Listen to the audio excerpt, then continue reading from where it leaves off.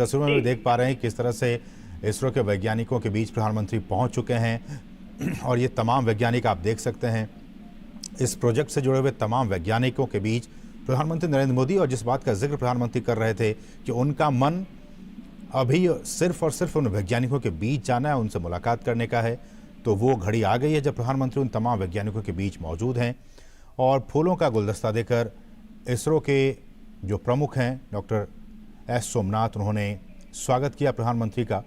और वो आइसट्रैक में प्रधानमंत्री पहुंच चुके हैं, आइसट्रैक के तमाम वैज्ञानिक जो इस मिशन से जुड़े हुए थे और साथ साथ इसरो के कुछ पूर्व प्रमुख भी इस दौरान मैं देख पा रहा हूं कि सब मौजूद हैं। और प्रधानमंत्री बधाइयां देते हुए डॉक्टर एस सोमनाथ को और तमाम वैज्ञानिकों को भी, ये एक बहुत बड़ी उपलब्धि है। आप समझ सकते हैं कि भारत ने वो कर दिखाया है जो पूरी दुनिया चाह रही थी, बड़े बड़े देश चाह रहे थे। और इस मिशन की सफलता से कुछ दिन पहले ही रूस की तरफ से भी उसी जगह पे साउथ पोल पे भी लूना 25 मिशन भेजा गया था, लेकिन वो कामयाब नहीं हो पाया। लेकिन भारत ने बहुत ही कम लागत में एक निश्चित समय अवधि में इस मिशन को कामयाब करके दिखाया है। और हम जानते हैं कि जब हमारा चंद्रयान 3 मिशन कामयाब हो रहा था उस वक्त प्रधानमंत्री जोहानिसबर्ग में थे और प्रधानमंत्री खुद भी वर्चुअली इस पूरे कार्यक्रम में शामिल हुए थे। उन्होंने उस वक्त भी वैज्ञानिकों को संबोधित किया था। और आज जबकि वो दक्षिण अफ्रीका में ब्रिक्स और ग्रीस की अपनी 2 देशों की सफल यात्रा के बाद जब पहुंचे तो बजाय दिल्ली आने के वो सीधे बेंगलुरु पहुंचे। बेंगलुरु में एयरपोर्ट पर उन्होंने वहां मौजूद हज़ारों की तादाद में लोगों को संबोधित किया। बहुत ही संक्षिप्त बातें उन्होंने वहां रखी। उन्होंने कहा कि मैं यहाँ अपनी बातें इसलिए ज़्यादा नहीं कहूँगा क्योंकि मेरा मन उन वैज्ञानिकों से मिलने के लिए आतुर हो रहा है।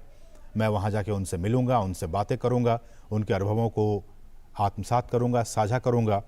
और ये तस्वीरें, प्रधानमंत्री की वो तस्वीरें जब तमाम वैज्ञानिकों के बीच इस वक्त प्रधानमंत्री मौजूद हैं।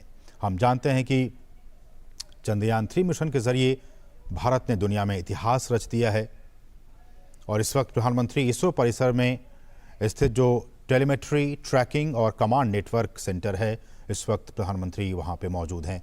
हमारी सहयोगी आयशा लगातार ट्रैक कर रही हैं इस पूरे कार्यक्रम को। आयशा, मैं देख पा रहा हूं कि तमाम वैज्ञानिकों के बीच जो कि इस पूरे मिशन में लगे हुए थे, उनके बीच प्रधानमंत्री हैं। उनके चेहरे पर काफ़ी खुशी और काफ़ी संतोष दिख रहा है और साथ ही साथ तमाम वैज्ञानिक भी काफ़ी खुश नजर आ रहे हैं अपने बीच पीएम को पाकर। जी हाँ, बिल्कुल। प्रधानमंत्री नरेंद्र मोदी ने जिस तरह से हमेशा से वैज्ञानिकों के हौसला अफजाई की है, उनका मनोबल बढ़ाया है, उसका जो नतीजा है वो प्रधानमंत्री के सामने उन्होंने पेश किया है। और चंद्रयान की सॉफ्ट लैंडिंग के जरिए उन्होंने साबित कर दिया कि देश के प्रधानमंत्री जब इस तरह से वैज्ञानिकों का हौसला या मनोबल बढ़ाते हैं तो किस तरह से वैज्ञानिक इस तरह के जो सॉफ्ट लैंडिंग जैसी कामयाबी के रिजल्ट। और ये आयशा मैं देख पा रहा हूं कि ये जो प्रज्ञान रोवर है वो जिस ट्रैक के जरिए नीचे उतरा उसके बारे में भी इसरो के प्रमुख और जो सोलर पैनल्स है उनके बारे में समझा रहे हैं। जी जी बिल्कुल, यही वो सबसे दिलचस्प मोड़ है इस पूरे मिशन का थीम।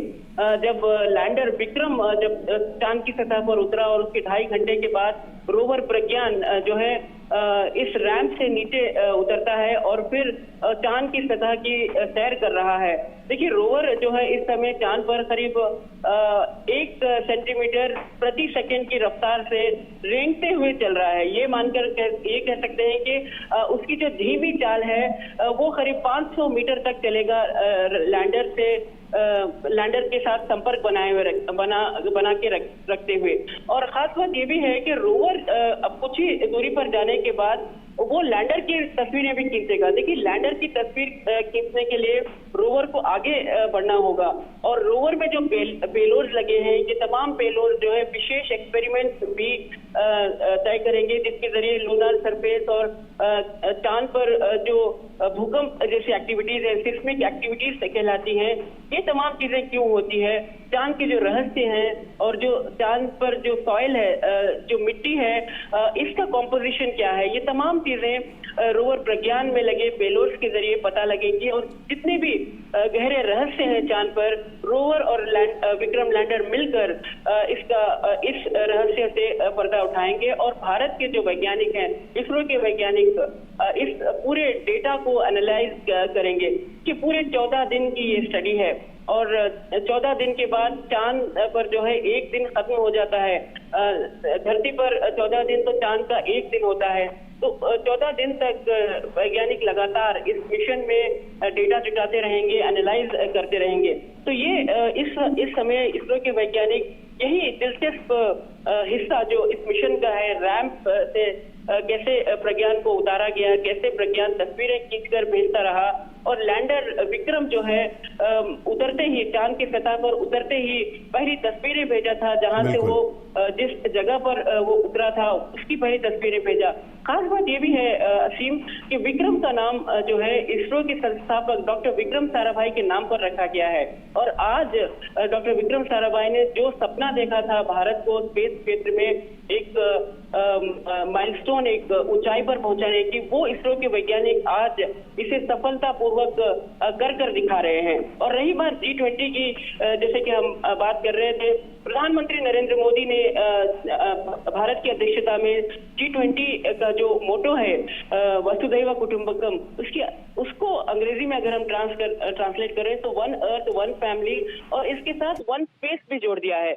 यानी एक धरती, एक कुटुंब और एक स्पेस क्षेत्र, एक अंतरिक्ष। यानी अंतरिक्ष भी वो क्षेत्र अब इस पूरे मोटो के साथ जुड़ गया है, क्योंकि अंतरिक्ष टेक्नोलॉजी मानवता की उन्नति के लिए, विकास के लिए, हर देश के विकास के, न केवल भारत बल्कि जो दूसरे देश हैं वो भी चाहते हैं कि अंतरिक्ष की टेक्नोलॉजी जो है उसका इस्तेमाल कर सकें। देखिए, प्रधानमंत्री नरेंद्र मोदी पिछले कुछ सालों में जिस तरह से नेविगेशन सैटेलाइट पर नजर बनाए रखी, जिस तरह से भारत ने डिजास्टर मैनेजमेंट पर एक मजबूती, एक पकड़ हासिल की है, जिसके जरिए जितने भी बड़े तूफान हो, जितने भी बड़े साइक्लोन आते हो, ये सैटेलाइट के डेटा के जरिए पहले अलर्ट घोषित होता है और इसमें कम से कम जानमाल का नुकसान हो रहा है।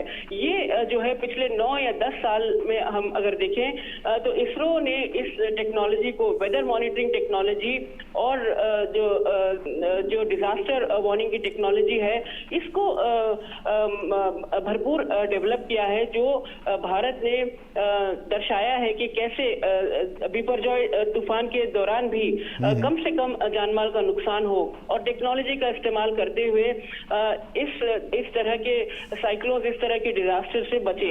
और ये जो टेलीमेडिसिन की बात कहें, टेली एजुकेशन की बात कहें, ये तमाम चीजें इस स्पेस टेक्नोलॉजी का नतीजा है। और एक के बाद एक जो सैटेलाइट भारत लॉन्च कर रहा है, उसके जरिए इसके जरिए प्रधानमंत्री नरेंद्र मोदी विकास को जो दिशा देते हैं, उसमें भारत स्पेस टेक्नोलॉजी का भरपूर इस्तेमाल कर रहा है। बिल्कुल। ऐसे में आयशा, चंद्रयान 3 की सफलता के बाद जब इसरो प्रमुख उस दिन प्रेस को संबोधित भी कर रहे थे, उन्होंने कहा कि अब अगला मिशन हमारा जो सूर्य का है, आदित्य L1, उस पर काम करने का, और उसके बाद फिर हम दूसरे प्लैनेट जो हैं, शुक्र ग्रह, उस पर भी जाएंगे। तो ये लगातार जो इसरो अपना कदम आगे बढ़ाते जा रहा है, उसमें प्रधानमंत्री का सपोर्ट, भारतीय लोगों का सपोर्ट और उनकी अपनी जो एक आत्मविश्वास है, वो लगातार इस दिशा में आगे बढ़ने के लिए भी उन्हें उत्साहित कर रहा है। जी हाँ, बिल्कुल। इसरो के पास एक के बाद एक मिशन तैयार हैं, और अब कुछ ही दिनों के बाद आदित्य मिशन लॉन्च होगा, और ये बहुत बड़ा मिशन है, क्योंकि इस मिशन के जरिए भी भारत उन तमाम क्षेत्र, उन तमाम इलाकों का जायजा लेगा सूरज के आसपास, और इसकी स्टडी करेगा, इसका अध्ययन करेगा। जो डेटा भारत जुटाएगा, ये भी चांद माफ कीजिएगा सूरज के कई रहस्यों से पर्दा उठाएगा। और खास बात यह है कि गगनयान मिशन जो प्रधानमंत्री नरेंद्र मोदी के दिल के सबसे करीब है, गगनयान मिशन जो मानव मिशन है, मानव को स्पेस में भेजने का मिशन है, ये मिशन प्रधानमंत्री के लिए बहुत ही उनके दिल के करीब है। और प्रधानमंत्री नरेंद्र मोदी इस मिशन के लिए इसरो के वैज्ञानिकों को हमेशा प्रोत्साहित करते रहे हैं। और गगनयान मिशन हालांकि पूरी अपने ट्रैक पर चल रहा था, लेकिन कोविड के चलते कुछ हद तक इसकी डेडलाइन जो है उसे बदलनी पड़ी है। लेकिन इसरो के वैज्ञानिकों को इस बात का विश्वास है कि इसे अगले साल तक ये मिशन जो है ये भी तैयार हो जाएगा और भारत अपनी टेक्नोलॉजी का इस्तेमाल करते हुए, स्वदेशी टेक्नोलॉजी का इस्तेमाल करते हुए पहला भारतीय स्पेस में पहुंचेगा। देखिए राकेश शर्मा जो है वो भारत के एस्ट्रोनॉट थे, लेकिन जो बिल्कुल, तो ये लाइव तस्वीरें हम देख पा रहे हैं। प्रधानमंत्री उन तमाम वैज्ञानिकों के बीच पहुंच चुके हैं। हम इन तस्वीरों में देख पा रहे हैं सभी लोग ताली बजाकर प्रधानमंत्री का स्वागत करते हुए, और प्रधानमंत्री इन वैज्ञानिकों के बीच ये ही तस्वीर और इन्हीं क्षणों का, इन्हीं पलों का प्रधानमंत्री को भी इंतज़ार था और वैज्ञानिकों को भी इंतज़ार। हम देख सकते हैं कि महिला वैज्ञानिक भी इस दौरान वहाँ मौजूद हैं और इन तमाम वैज्ञानिकों के बीच ये लाइव तस्वीरें हैं बेंगलुरु से, टेलीमेट्री ट्रैकिंग और कमांड नेटवर्क सेंटर से।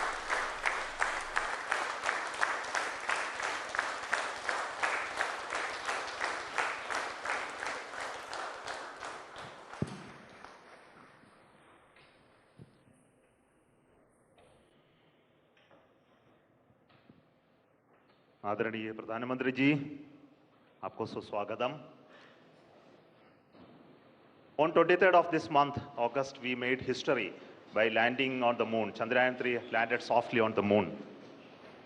We were very fortunate to have our Honorable Prime Minister, though away, he joined us live to greet us, to congratulate us, to be with us. And thank you so much for your presence during such a historic day.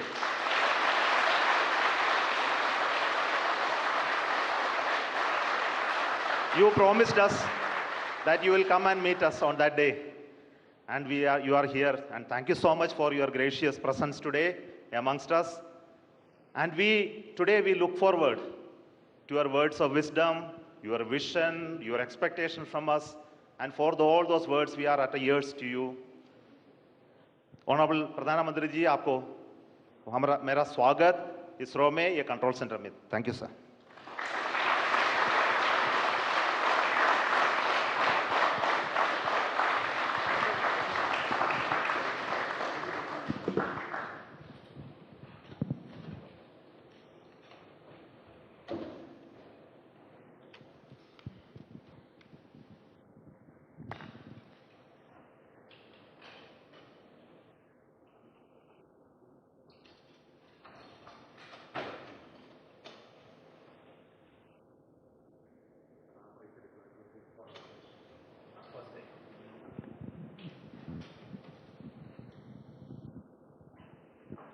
So we are seeing the ramp being deployed now.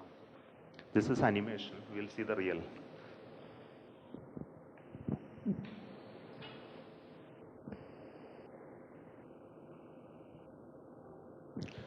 Next solar panel of the ramp of the rover Pragyan opens.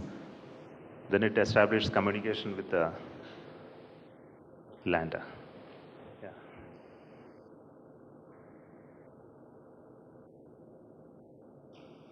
Then it slowly comes out. Now the rover has already moved 12 meters. So we'll see the onboard camera visuals. So this is a camera mounted on the side just before the ramp deployment. So what you're seeing is the deployment of the ramp with the rover mounted on that.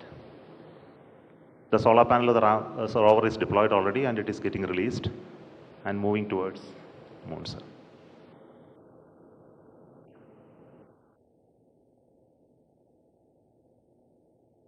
So these images take a lot of time to come to Earth because data rate and processing. So now this is the early morning image of today morning. The rover is almost out of the field of view.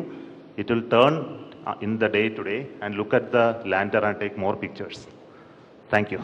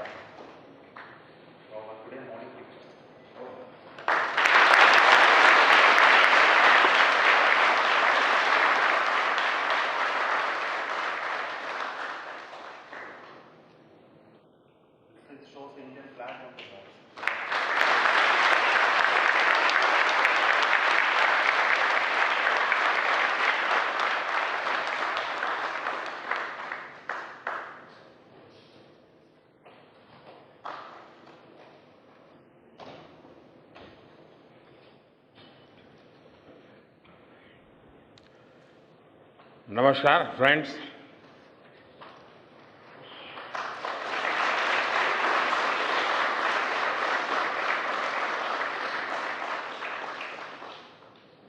आप सभी के बीच आकर आज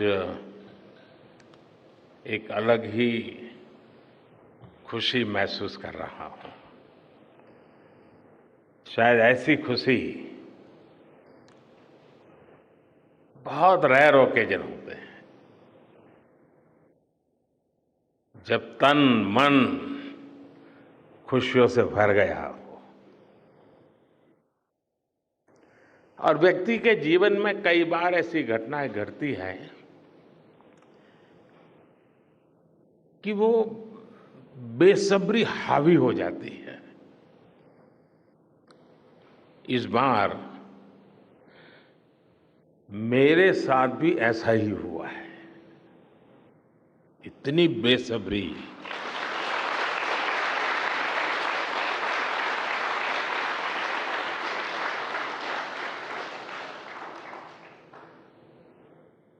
मैं south Africa में था, फिर Greece का कार्यक्रम था तो वहां चला गया, लेकिन मेरा मन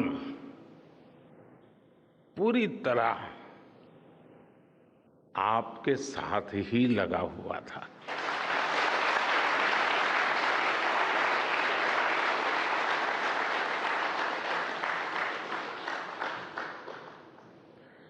लेकिन कभी कभी लगता है कि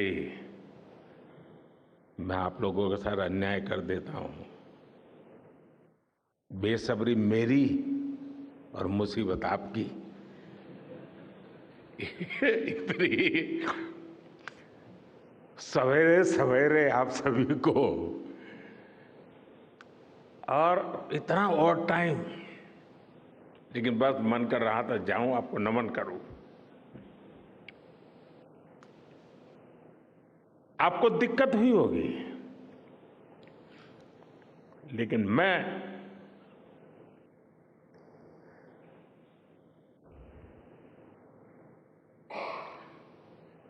भारत में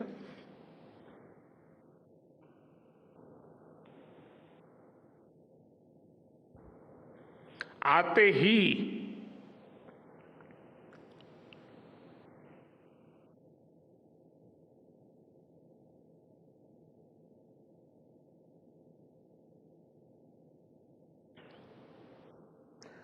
जल्द से जल्द आपके दर्शन करना चाहता था।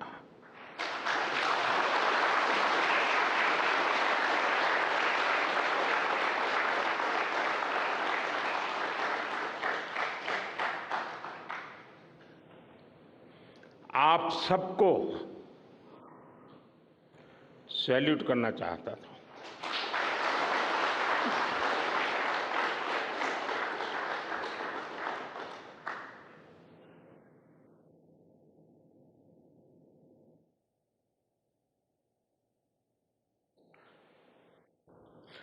सैल्यूट आपके परिश्रम को, सैल्यूट आपके धैर्य को, सैल्यूट आपकी लगन को, सैल्यूट आपकी जीवटता को, सैल्यूट आपके जज्बे को। आप देश को जिस ऊंचाई पर लेकर गए हैं, ये कोई साधारण सफलता नहीं है। ये अनंत अंतरिक्ष में भारत के वैज्ञानिक सामर्थ्य का शंखनाद है।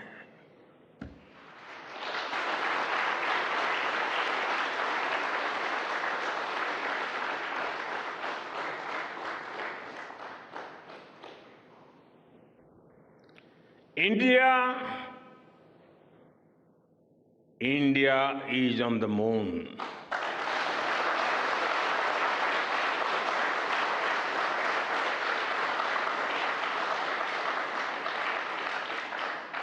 We have our national pride placed on the moon.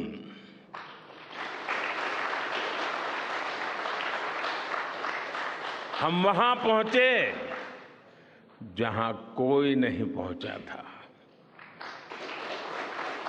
हमने वो किया जो पहले कभी किसी ने नहीं किया था। ये आज का भारत है,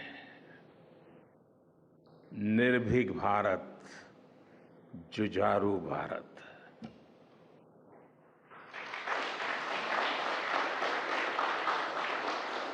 ये वो भारत है जो नया सोचता है, नए तरीके से सोचता है, जो डार्क जोन में जाकर भी दुनिया में रोशनी की किरण फैला देता है।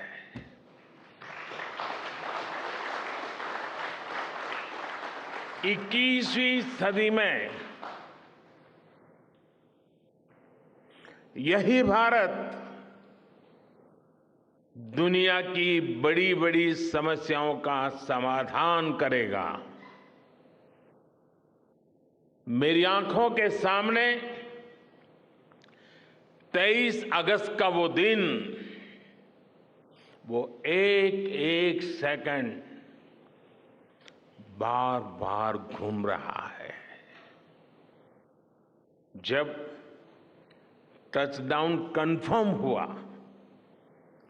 तो जिस तरह यहां इसरो सेंटर में पूरे देश में लोग उछल पड़े, वो दृश्य कौन भूल सकता है। कुछ स्मृतियां अमर हो जाती है। वो पल अमर हो गया। वो पल इस सदी के सबसे प्रेरणादायी क्षणों में से एक है। हर भारतीय को लग रहा था कि विजय उसकी अपनी है। खुद महसूस करता था। हर भारतीय को लग रहा था कि जैसे वो खुद एक बड़े एग्जाम में पास हो गया है। आज भी बधाइयां दी जा रही हैं, संदेश दिए जा रहे हैं, और ये सब मुमकिन बनाया है आप सबने, आपने।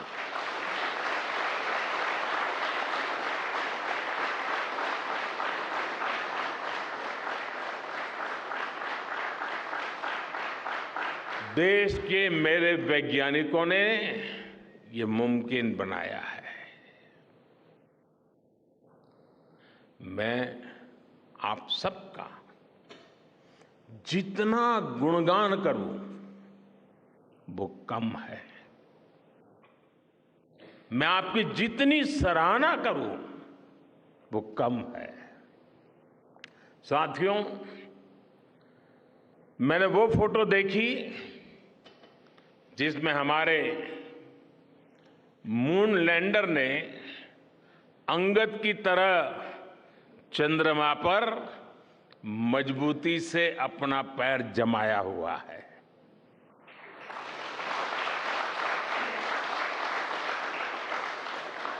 एक तरफ विक्रम का विश्वास है तो दूसरी तरफ प्रज्ञान का पराक्रम है।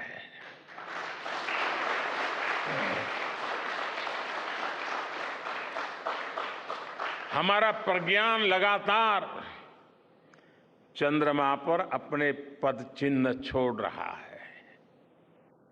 अलग अलग कैमरों से ली गई जो तस्वीरें अभी रिलीज हुई और मुझे देखने का सौभाग्य मिला, वो अद्भुत है। मानव सभ्यता में पहली बार धरती के लाखों साल के इतिहास में पहली बार उस स्थान की तस्वीर मानव अपनी आंखों से देख रहा है। और ये तस्वीर दुनिया को दिखाने का काम भारत ने किया है।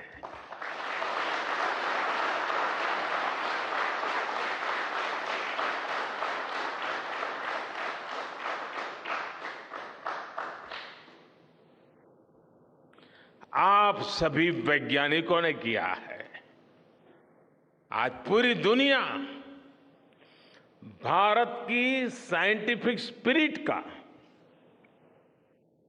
हमारी टेक्नोलॉजी का और हमारे साइंटिफिक टेम्परामेंट का लोहा मान चुकी है।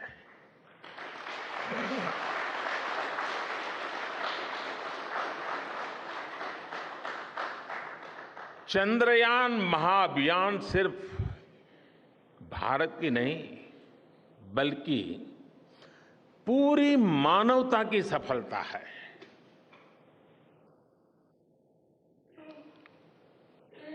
हमारा मिशन जिस क्षेत्र को एक्सप्लोर करेगा उससे सभी देशों के लिए मून मिशंस के नए रास्ते खुलेंगे। ये चांद के रहस्य को तो खोलेगा ही, साथ ही धरती की चुनौतियों के समाधान में भी मदद करेगा। आपकी इस सफलता के लिए मैं एक बार फिर सभी वैज्ञानिकों को, टेक्नीशियंस, इंजीनियर्स और चंद्रयान महाअभियान से जुड़े सभी सदस्यों को बधाई देता हूं।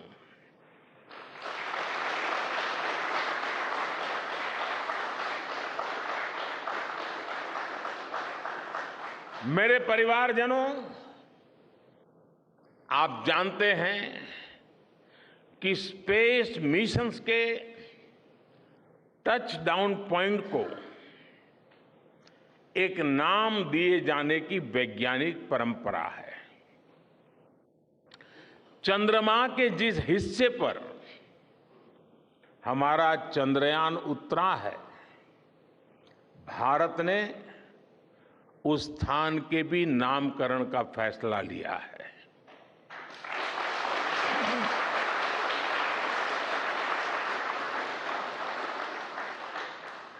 जिस स्थान पर चंद्रयान 3 का मून लैंडर उतरा है, अब उस पॉइंट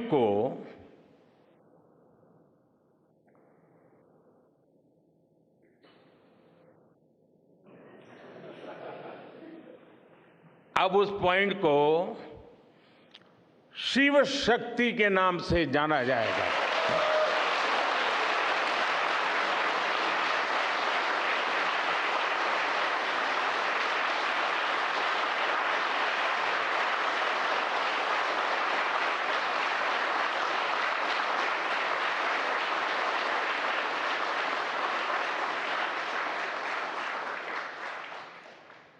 शिव में मानवता के कल्याण का संकल्प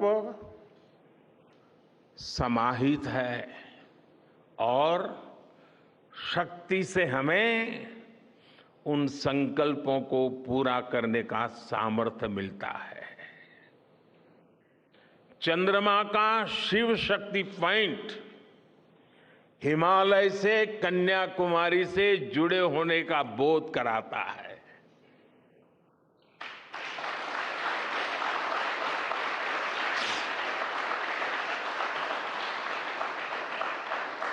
हमारे ऋषियों ने कहा है, येन कर्माण्य पशो मनीषिणो यज्ञे कुण्वन्ति वित्तेषु धीरः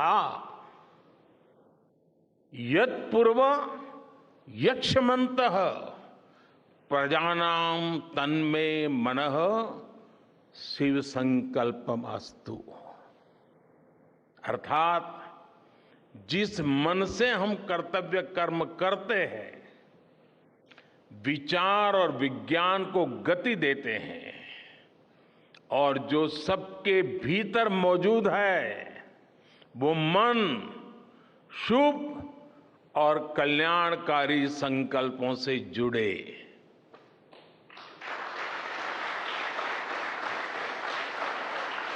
मन के इन शुभ संकल्पों को पूरा करने के लिए शक्ति का आशीर्वाद अनिवार्य है और ये शक्ति हमारी नारी शक्ति है।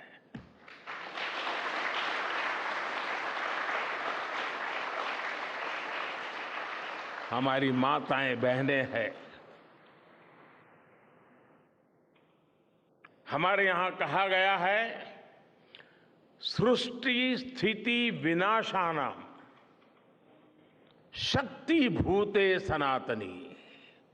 अर्थात निर्माण से प्रलय तक पूरी सृष्टि का आधार नारी शक्ति ही है।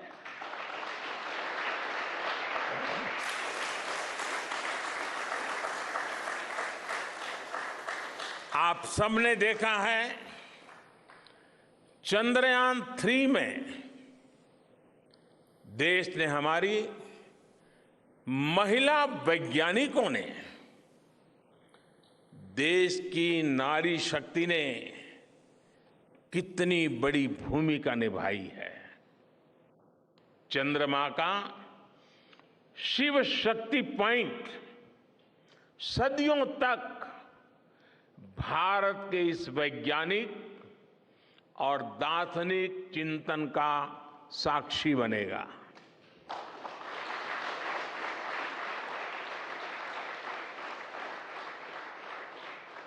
ये शिव शक्ति पॉइंट आने वाली पीढ़ियों को प्रेरणा देगा कि हमें विज्ञान का उपयोग मानवता के कल्याण के लिए ही करना है। मानवता का कल्याण, यही हमारा सुप्रीम कमिटमेंट है। साथियों, एक और नामकरण काफी समय से लंबित है। 4 साल पहले जब चंद्रयान-2 चंद्रमा के पास तक पहुंचा था, जहां उसके पदचिन्ह पड़े थे, तब ये प्रस्ताव था कि उस स्थान का नाम तय किया जाए। लेकिन उन परिस्थितियों में निर्णय लेने के स्थान पर हमने प्रण लिया कि जब चंद्रयान-3 सफलतापूर्वक चांद पर पहुंचेगा, तब हम दोनों पॉइंट का नाम एक साथ रखेंगे।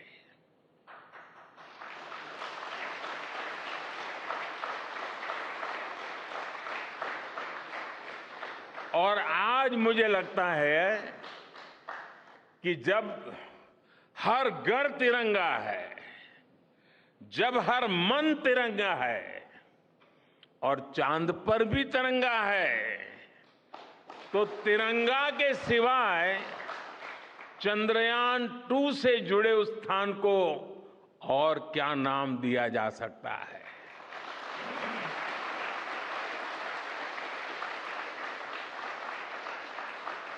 इसलिए चंद्रमा के जिस स्थान पर चंद्रयान-2 ने अपने पदचिन्ह छोड़े हैं, वो पॉइंट अब तिरंगा कहलाएगा।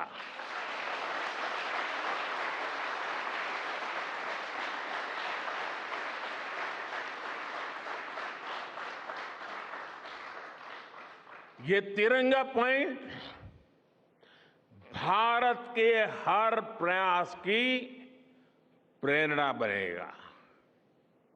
ये तिरंगा पॉइंट हमें सीख देगा कि कोई भी विफलता आखिरी नहीं होती। अगर दृढ़ इच्छा शक्ति हो तो सफलता मिलकर के ही रहती है। यानी मैं फिर दोहरा रहा हूं, चंद्रयान-2 के पद चिन्ह जहां है, वो स्थान आज से तिरंगा पॉइंट कहलाएगा। और जहां पर चंद्रयान-3 का मून लैंडर पहुंचा है, वो स्थान आज से शिव शक्ति पॉइंट कहलाएगा।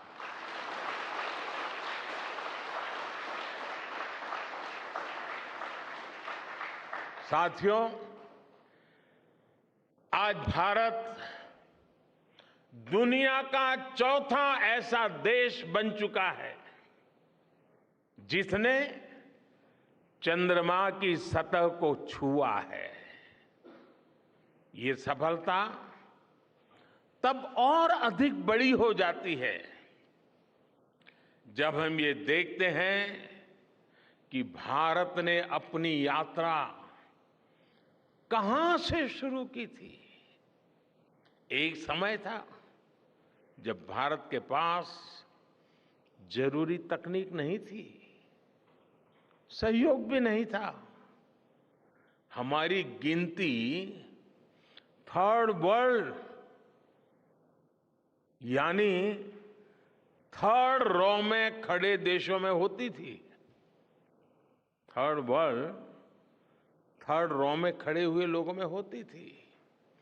वहां से निकलकर आज भारत दुनिया की 5वीं सबसे बड़ी अर्थव्यवस्था बना है।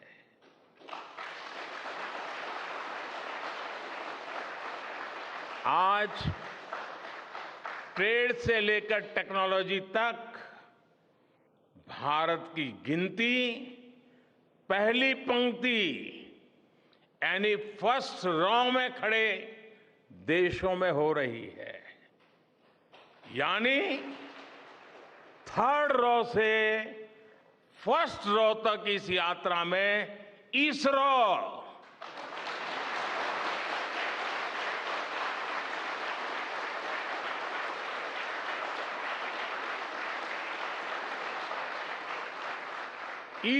जैसी संस्थानों की बहुत बड़ी भूमिका रही है। आपने आज मेक इन इंडिया को चांद तक पहुंचा दिया है।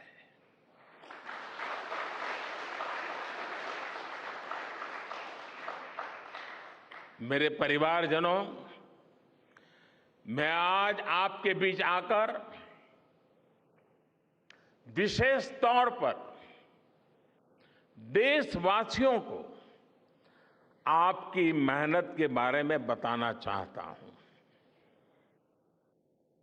जो मैं बातें बता रहा हूं वो आपके लिए नई नहीं है, लेकिन आपने जो किया है, जो साधना की है, वो देशवासियों को भी पता होना चाहिए। भारत के दक्षिण हिस्से से चंद्रमा के दक्षिणी ध्रुव तक चंद्रयान की ये यात्रा आसान नहीं थी। मून लैंडर की सॉफ्ट लैंडिंग सुनिश्चित करने के लिए हमारे वैज्ञानिकों ने इसरो की रिसर्च फैसिलिटी में आर्टिफिशियल मून तक बना डाला। इस आर्टिफिशियल मून पर विक्रम लैंडर को अलग अलग तरीके से सरफेस पर उतारकर उसका टेस्ट किया गया था। अब इतने सारे एग्जाम देकर हमारा मून लैंडर वहां गया है, तो उसे सक्सेस मिलनी ही मिलनी थी।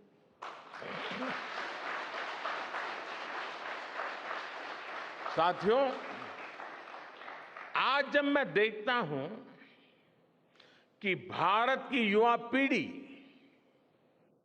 साइंस को लेकर, स्पेस को लेकर, इनोवेशन को लेकर इतनी एनर्जी से भरी हुई है, तो उसके पीछे हमारे ऐसे ही स्पेस मिशंस की सफलता है। मंगलयान की सफलता ने, चंद्रयान की सफलता ने, गगनयान की तैयारी ने देश की युवा पीढ़ी को एक नया मिजाज दे दिया है। आज भारत के छोटे छोटे बच्चों की जुबान पर चंद्रयान का नाम है। आज भारत का हर बच्चा आप वैज्ञानिकों में अपना भविष्य देख रहा है। इसलिए आपकी उपलब्धि सिर्फ ये नहीं है कि आपने चांद पर तिरंगा लहराया, लेकिन आपने एक और बड़ी उपलब्धि हासिल की है, और वो उपलब्धि है भारत की पूरी पीढ़ी को जागृत करने की, उसे नई ऊर्जा देने की।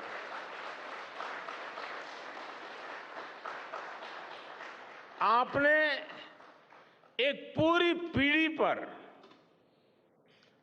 अपनी सफलता की गहरी छाप छोड़ी है। आज से कोई भी बच्चा रात में जब चंद्रमा को देखेगा तो उसको विश्वास होगा कि जिस हौसले से मेरा देश चांद पर पहुंचा है, वही हौसला, वही जज्बा उस बच्चे के भीतर भी है, उस युवा के भीतर भी है। आज आपने भारत के बच्चों में आकांक्षाओं के जो बीज बोए हैं, कल वो वट वृक्ष बनेंगे और विकसित भारत की नींव बनेंगे।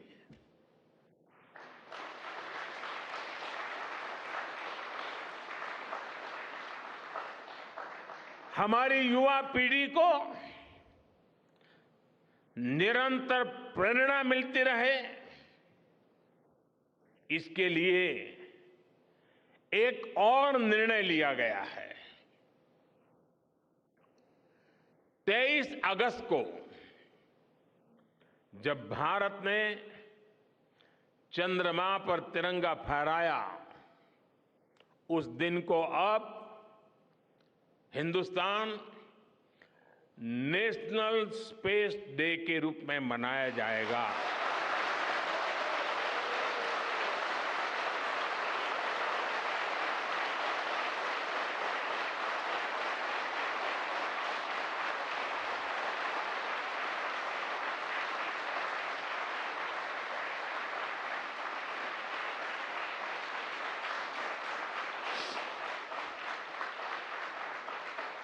जब हर वर्ष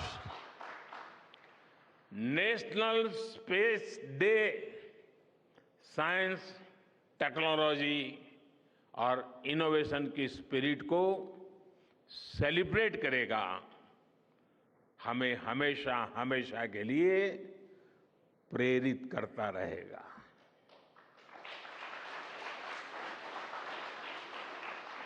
मेरे परिवारजनों, आप भी जानते हैं कि स्पेस सेक्टर का जो सामर्थ्य है वो सैटेलाइट लॉन्च करने या अंतरिक्ष की खोज से कहीं ज्यादा बड़ा है। स्पेस सेक्टर की एक बहुत बड़ी ताकत है जो मैं देखता हूं, वो है ईज ऑफ लिविंग और ईज ऑफ गवर्नेंस। आज देश में स्पेस एप्लीकेशंस को गवर्नेंस के हर पहलू से जोड़ने की दिशा में बहुत बड़ा काम हुआ है। आप लोगों ने जब मुझे प्रधानमंत्री के रूप में काम का दायित्व दिया, तो प्रधानमंत्री बनने के बाद मैंने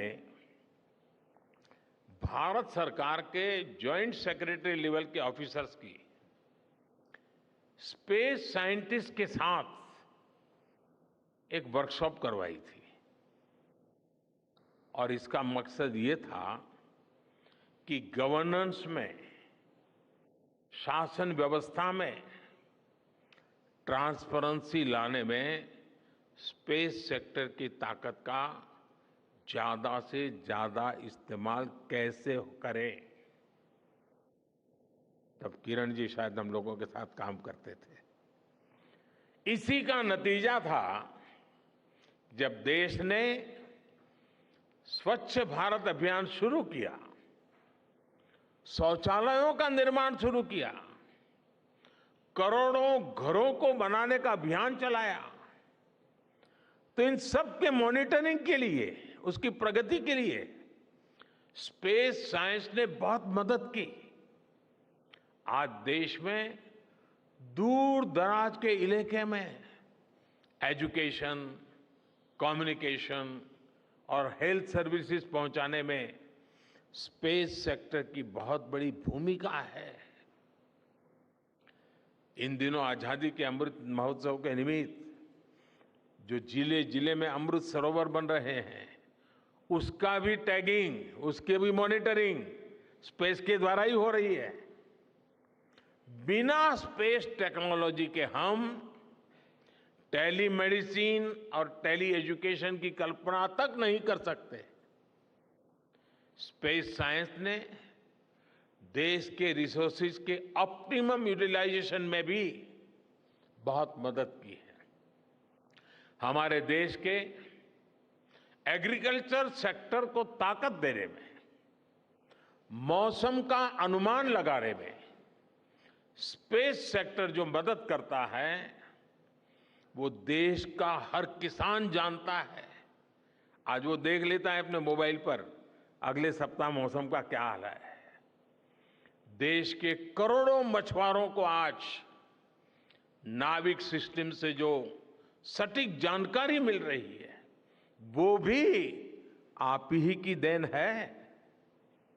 आज जब देश में बाढ़ आती है, कोई प्राकृतिक आपदा आती है, भूकंप आता है, तो हालात की गंभीरता का पता लगाने में आप सबसे पहले आगे आते हैं।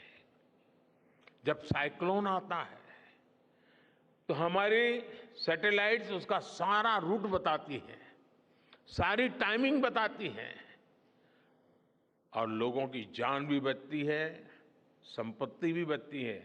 और सिर्फ साइक्लोन के कारण जो संपत्ति बचती है ना, उसका अगर जोड़ लगा दें तो आज स्पेस का जो खर्चा है उससे वो ज्यादा हो जाता था।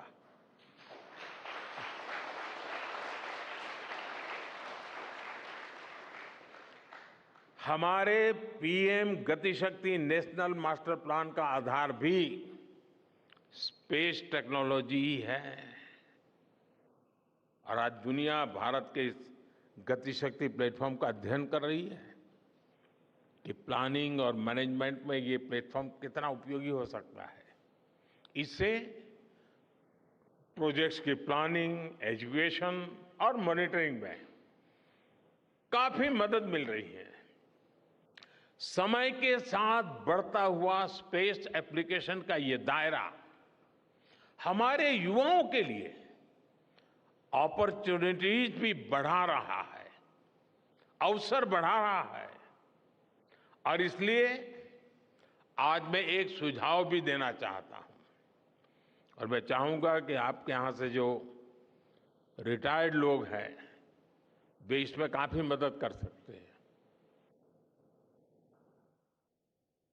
अब ये मत बोलिएगा कि इतनी सुबह सुबह मोदी जी यहां आए और कुछ काम भी दे करके जा रहे हैं। साथियों, मैं चाहूंगा कि इसरो केंद्र सरकार के विभिन्न मंत्रालय और राज्य सरकारें मिलकर गवर्नेंस में स्पेस टेक्नोलॉजी पर एक नेशनल हैकाथॉन का आयोजन करें। इस हैकाथॉन में ज्यादा से ज्यादा युवा, ज्यादा से ज्यादा यूनिवर्सिटी, ज्यादा से ज्यादा नौजवान वो शामिल हो, जुड़े। मुझे विश्वास है ये नेशनल हैकाथॉन हमारी गवर्नेंस को और प्रभावी बनाएगा, देशवासियों को मॉडर्न सॉल्यूशंस देगा। और साथियों, आपके अलावा मैं अपनी युवा पीढ़ी को एक और टास्क अलग से देना चाहता हूं। और होमवर्क के दिए बिना बच्चों को काम करने का मजा नहीं आता है। आप सब जानते हैं कि भारत वो देश है जिसने हजारों वर्ष पूर्व ही धरती के बाहर अनंत अंतरिक्ष में देखना शुरू कर दिया था। हमारे यहां सदियों पहले अनुसंधान परंपरा के आर्यभट्ट, ब्रह्मगुप्त, वराहमिहिर और भास्कराचार्य जैसे ऋषि मनीषी हुए थे। जब धरती के आकार को लेकर भ्रम था, तब आर्यभट्ट ने अपने महान ग्रंथ आर्यभट्टीय में धरती के गोलाकार होने के बारे में विस्तार से लिखा था। उन्होंने एक्सिस पर पृथ्वी की रोटेशन और उसकी परिधि की गणना भी लिख दी थी। इसी तरह सूर्य सिद्धांत जैसे ग्रंथों में भी कहा गया है, सर्वत्रैव महिगोले, सर्वत्रैव महिगोले स्वस्थानम उपरि स्थितम मन्यन्ते खेयतो गोलस तस्य क्व ऊर्ध्वं क्व वादः। अर्थात पृथ्वी पर कुछ लोग अपनी जगह को सबसे ऊपर मानते हैं, लेकिन ये गोलाकार पृथ्वी तो आकाश में स्थित है, उसमें ऊपर और नीचे क्या हो सकता है, ये उस समय लिखा गया था। ये तो मैंने सिर्फ एक श्लोक बताया है। ऐसी अनगिनत रचनाएं हमारे पूर्वजों ने लिखी हुई है। सूर्य, चंद्रमा और पृथ्वी के एक दूसरे के बीच में आने से ग्रहण की जानकारी हमारे कितने ही ग्रंथों में लिखी हुई पाई जाती है। पृथ्वी के अलावा अन्य ग्रहों के आकार की गणनाएं, उनके मूवमेंट से जुड़ी जानकारी भी हमारे प्राचीन ग्रंथों में मिलती है। हमने ग्रहों और उपग्रहों की गति को लेकर इतना सूक्ष्म गणनाएं करने की वो काबिलियत हासिल की थी कि हमारे यहां सैकड़ों वर्ष आगे के पंचांग यानी कैलेंडर्स बनाए जाते थे।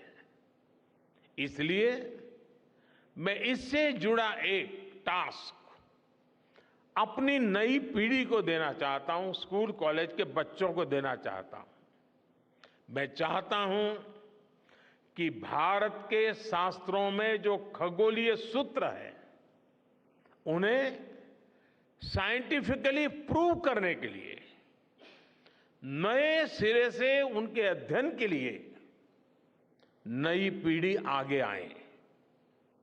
ये हमारी विरासत के लिए भी जरूरी है और विज्ञान के लिए भी जरूरी है। आज जो स्कूल के, कॉलेज के, यूनिवर्सिटी के स्टूडेंट्स हैं, रिसर्चर्स हैं, उन पर एक तरह से ये दोहरा दायित्व है। भारत के पास विज्ञान के ज्ञान का जो खजाना है, वो गुलामी के लंबे कालखंड में दब गया है, छिप गया है।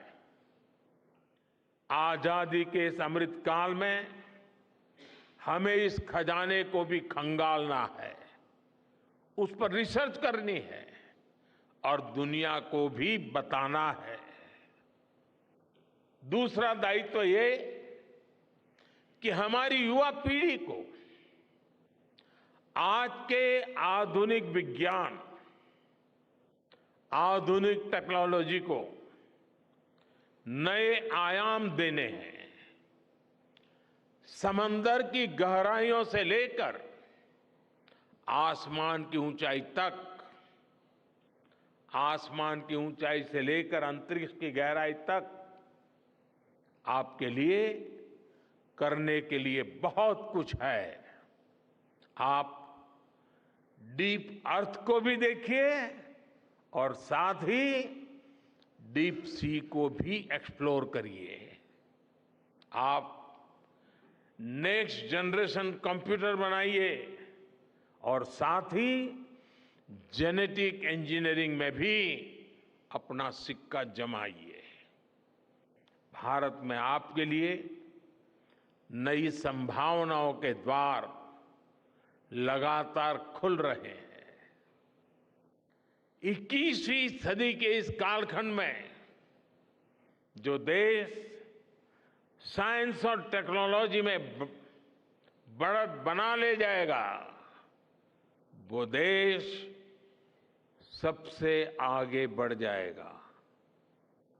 साथियों, आज बड़े बड़े एक्सपर्ट्स कह रहे हैं कि अगले कुछ वर्षों में भारत की स्पेस इंडस्ट्री $8 बिलियन से बढ़कर $16 बिलियन की हो जाएगी। सरकार भी इस बात की गंभीरता को समझते हुए स्पेस सेक्टर में लगातार रिफॉर्म कर रही है। हमारे युवा भी कमर कसकर तैयार है। आपको जानकर सुखद आश्चर्य होगा कि पिछले 4 साल में स्पेस सेक्टर में काम करने वाले स्टार्टअप्स की संख्या 4 से बढ़कर करीब करीब 150 हो गई है। हम कल्पना कर सकते हैं कि अनंत आकाश में कितनी अनंत संभावनाएं भारत का इंतजार कर रही हैं। वैसे कुछ दिन बाद 1 सितंबर से माईगॉव हमारे चंद्रयान मिशन को लेकर बहुत बड़ा क्विज कंपटीशन लॉन्च करने वाला है। हमारे देश के स्टूडेंट्स इससे भी शुरुआत कर सकते हैं। मैं देश भर के स्टूडेंट से आग्रह करूंगा कि आप सभी बड़ी संख्या में इससे जुड़े। मेरे परिवारजनों, देश की भावी पीढ़ी को आपका मार्गदर्शन बहुत आवश्यक है। आप जो इतने सारे इंपॉर्टेंट मिशंस पर काम कर रहे हैं, वो आने वाली पीढ़ी ही आगे ले जाने वाली है। आप उन सभी के रोल मॉडल हैं। आपकी रिसर्च और आपकी वर्षों की तपस्या, मेहनत ने साबित किया है कि आप जो ठान लेते हैं वो आप करके दिखाते हैं। देश के लोगों का विश्वास आप पर है और विश्वास कमाना छोटी बात नहीं होती है दोस्तों। आपने अपनी तपस्या से विश्वास कमाया है।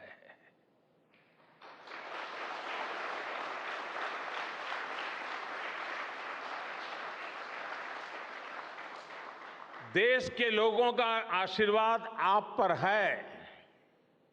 इसी आशीर्वाद की ताकत से,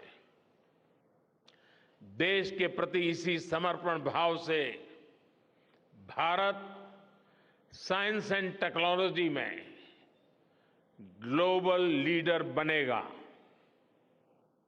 और मैं आपके बीच बड़े विश्वास के साथ बताता हूं, इनोवेशन की हमारी यही स्पिरिट ही 2047 में विकसित भारत के सपने को साकार करेगी। इसी विश्वास के साथ मैं फिर एक बार आप सबके दर्शन करके पावन हुआ हूं। देशवासी गौरव से भरे हुए हैं। सपने बहुत तेजी से संकल्प बन रहे हैं और आपका परिश्रम उन संकल्प को सिद्धि के तक ले जाने के लिए बहुत बड़ी प्रेरणा बन रहा है। आपको जितनी बधाई दूं कम है, जितना अभिनंदन करूं कम है। मेरी तरफ से, करोड़ों करोड़ों देशवासियों की तरफ से, दुनिया भर की साइंटिफिक कम्युनिटी की तरफ से अनेक अनेक धन्यवाद, बहुत बहुत शुभकामनाएं। भारत माता की, भारत माता की, भारत माता की। धन्यवाद।